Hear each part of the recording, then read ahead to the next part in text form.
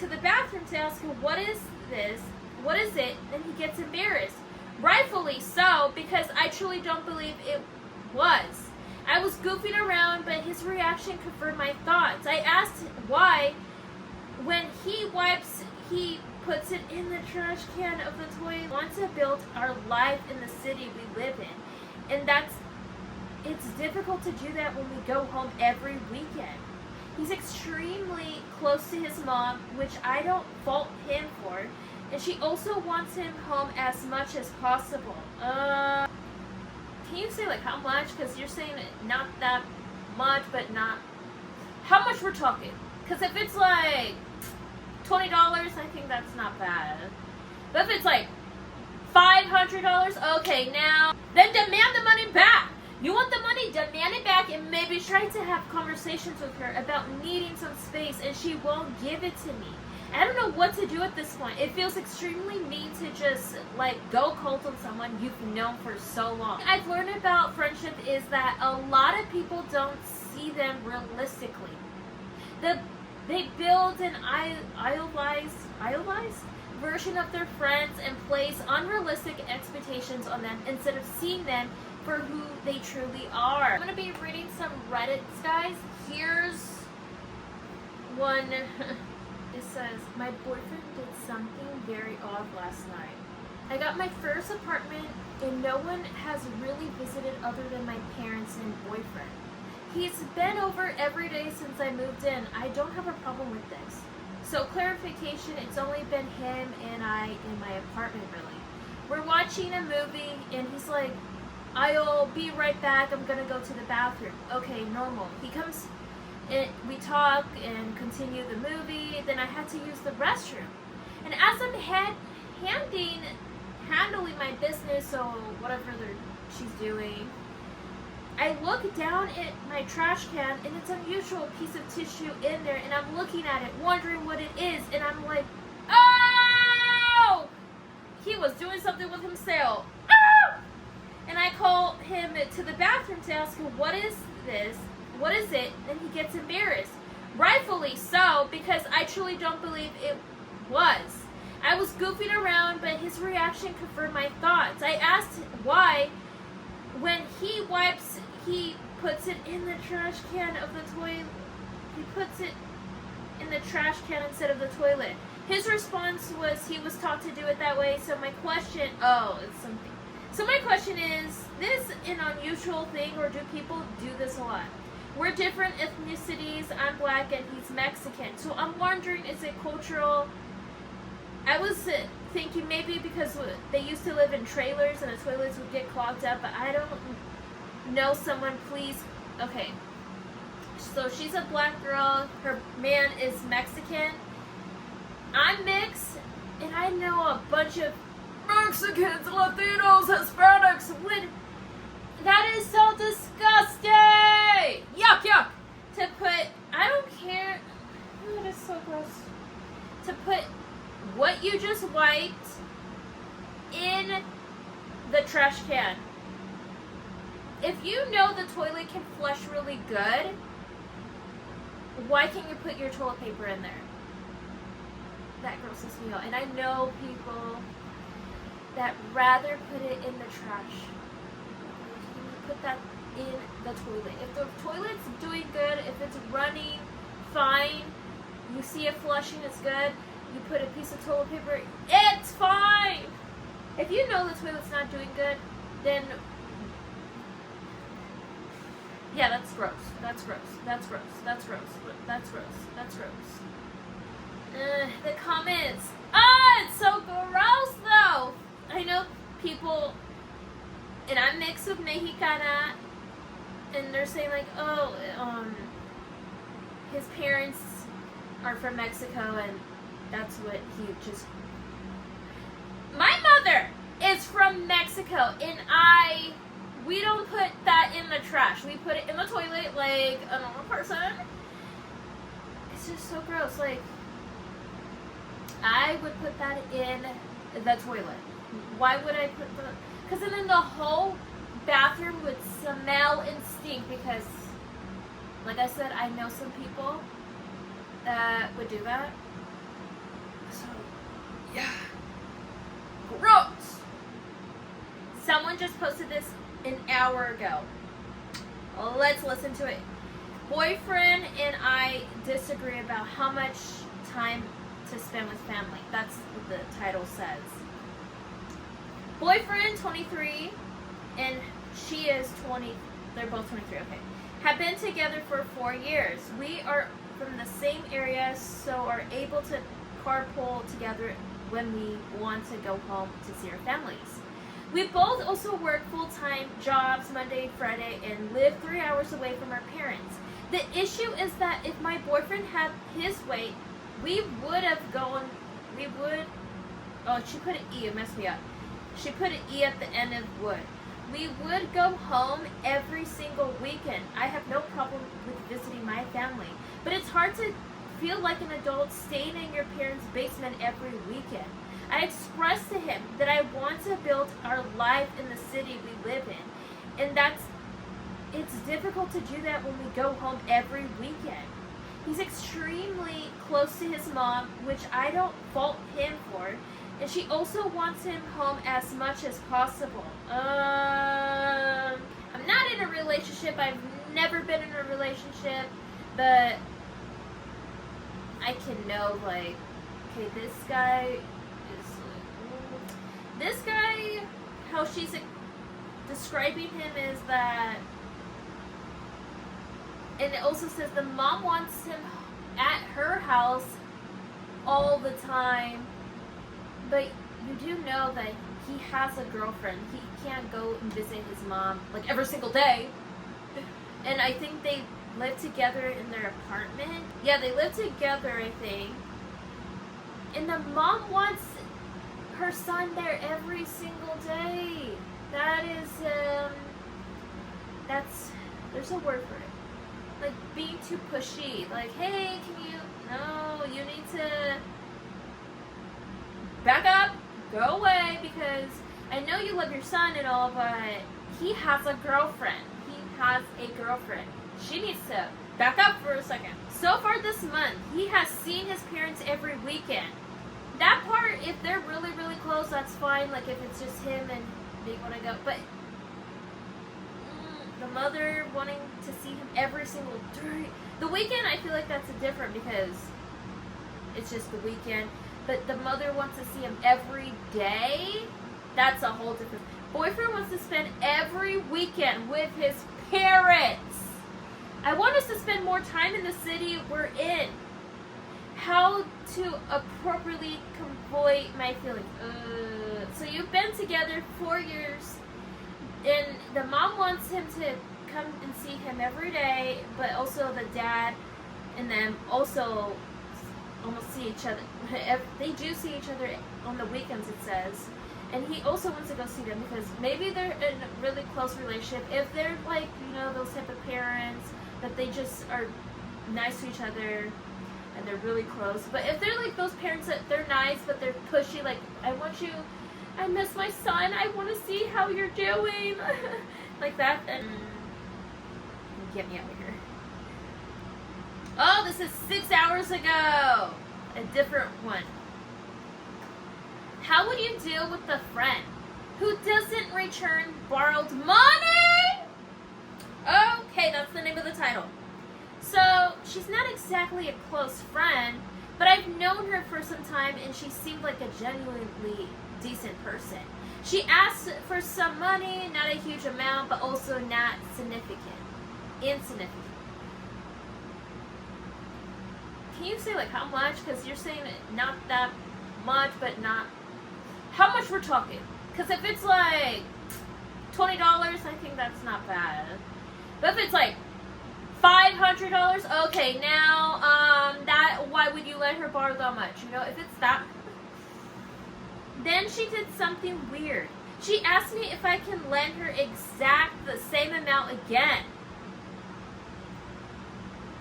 So she didn't pay you back whatever amount that was, and now she's money from you more? If you're gonna lend more money from you, I don't know what to say. Same day she returned the previously borrowed one. I could have spared the money, so I returned. Now it's been 6 months. I've asked her for She keeps saying, oh, sure, I'll pay you back today or tomorrow, etc. But the day never comes. I'm starting to think it's time to cut my losses. The weird thing is she never initiates conversation about the amount herself. Like she could ask for more time, or she could ask for more time or something. She pretends the whole borrowing thing never happened unless I demand the money back.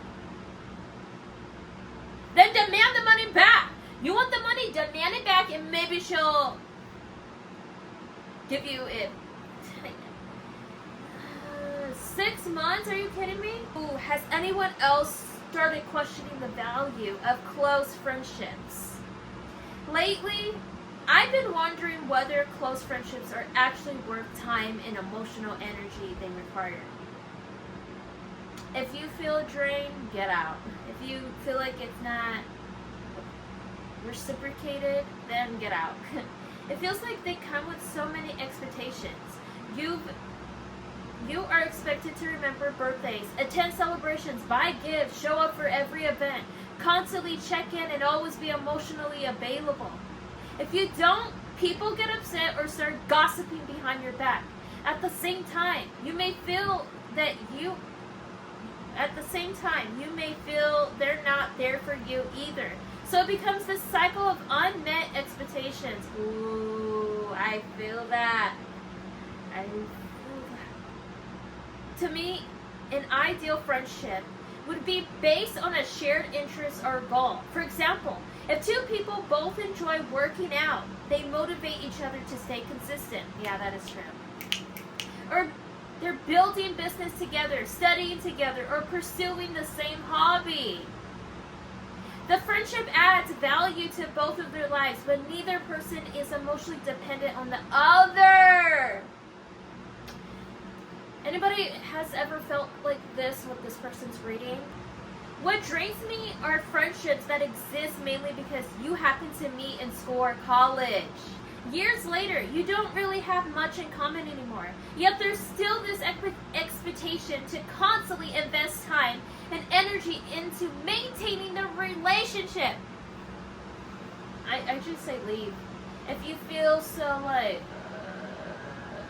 just leave the friendship. Just leave. You'll feel 100% better. Probably in the beginning, however long it takes you to heal, whenever that happens, you will see the change that you left that friendship because you feel like nothing good is happening in there. Just leave and you'll get better. Left a 10-year friendship. Yeah, 10-year. And maybe some people stay in a 10-year friendship because like, oh, I've known them this long for 10 years. How could I stop being friends with them? They know everything about me. Well, if they know everything about you, then talk it out. But I didn't really have that, so it would make sense. Has anyone else started feeling this way? Have you become more selective about friendships as you've gotten older, or do you think I'm looking at this the wrong way? I love to hear different perspectives because I'm genuinely re-evaluating what friendships should look like. I agree. Because it's like,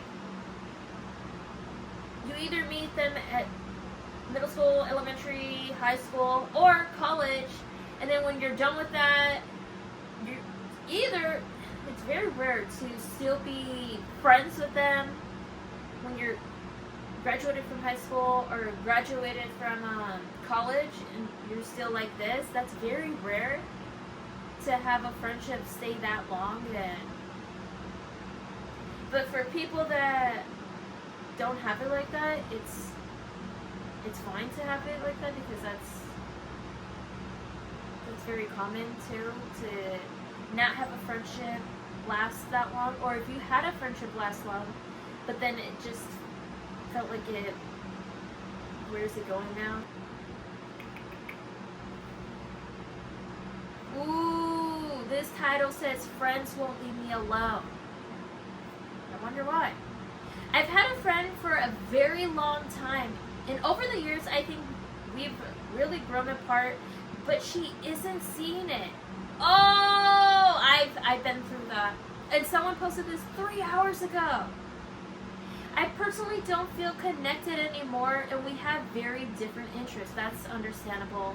Sometimes that happens when you grow up, like, you don't like that, or I don't like that. And if you, or that person, just their maturity is not there yet, like, that can be also a reason to just end the friendship. Because if your maturity is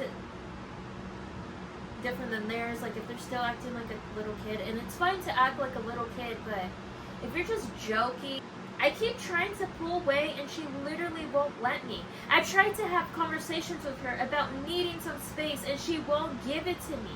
I don't know what to do at this point. It feels extremely mean to just like go cold on someone you've known for so long.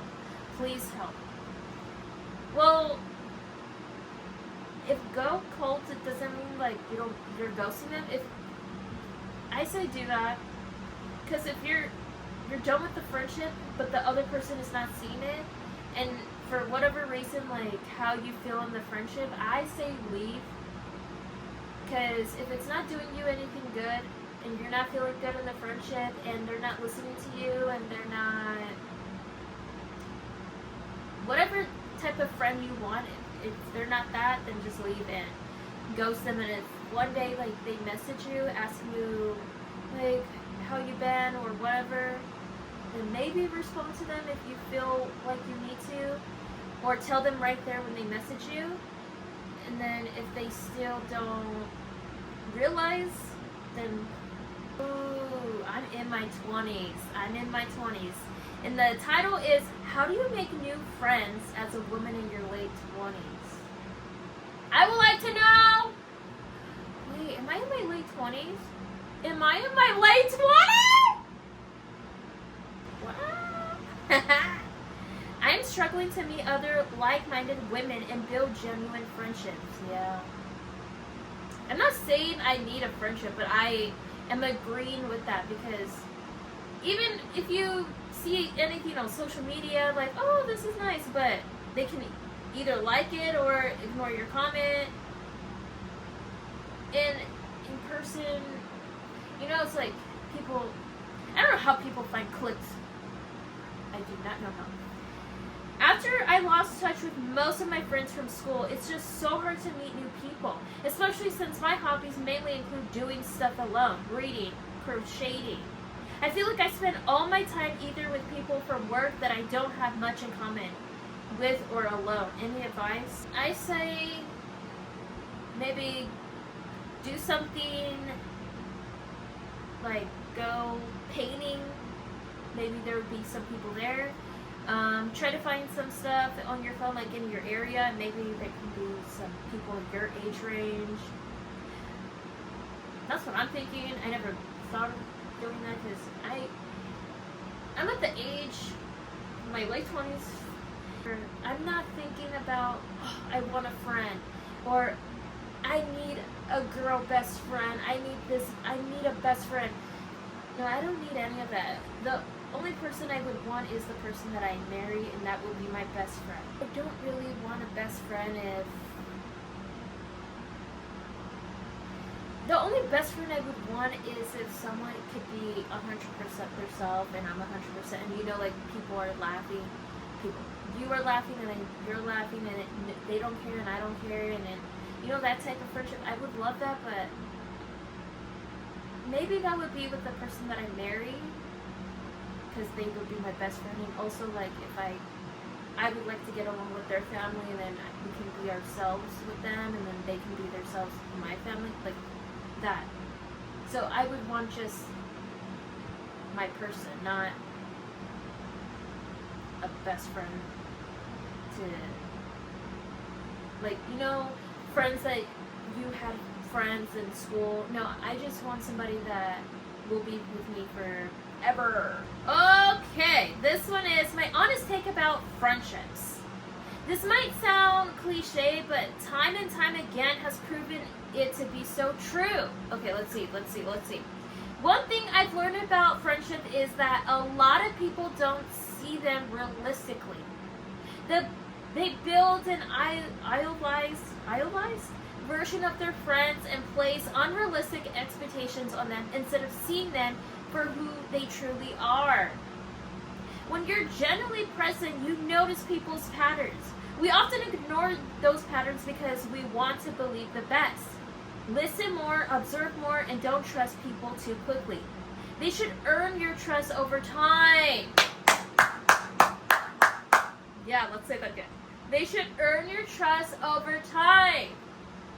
Yeah. Most importantly, don't rush to conclusions. Let people's actions show who they are. If you're not too sure about the kind of person someone is, take a day or two. If you're not too sure about the kind of person someone is, take a day or 2-day trip with them. The more time you spend with someone, the more their true colors start to show. And then, and only then, place them in your life accordingly so you won't get hurt too much, that's all. That is so true. That is so true. When it says, and then, and only then, place them in your life accordingly so you won't get hurt too much. I know this from experience. I know this from experience. Because I had this 10-year friendship, and I only brought her on 2 trips. 2 trips. I guess the universe was really telling me no more. And my parents and my sister and her, we went to Disneyland, and I think it was the day that we arrived, so we were in the hotel. It was nighttime, and she had this internet friend, and she wanted to go meet him, and I think she had told him, oh, I'm at this hotel. I think she told him, and I say that because she was going to leave the hotel to go meet up with him, and my parents, thank goodness, because we're like, what's going on? They didn't say that, but you know, you can see, and what was I going to do, you know? My parents are like, no, we don't want you to go because, and then we don't know what's going to happen, and we're basically, you know, like, they don't know what could happen if she did go, because they were responsible for her because she went on the trip with us, and it doesn't matter if she was 17 or either 18, because, you know, they say 18, you're an adult, but if you're on a trip with my parents, you're still, and she's not the kid of she's not their kid, but they're still responsible because she's there, and yeah. Am I weird for not caring if a friendship ends? I often see people lamenting about how sad they are a 20-year friendship ended, but me? I could care less. Yeah. 5 years, 10 years, or 2 minutes don't make a difference. I just believe it's not that big deal in the grand scheme of life. People are a lot to deal with, and the less I know, the better. Maybe as long as I have 1 or 2 dependable friends, I'm good. Don't need a whole team. Is that weird? Or no friends at all? No friends at all.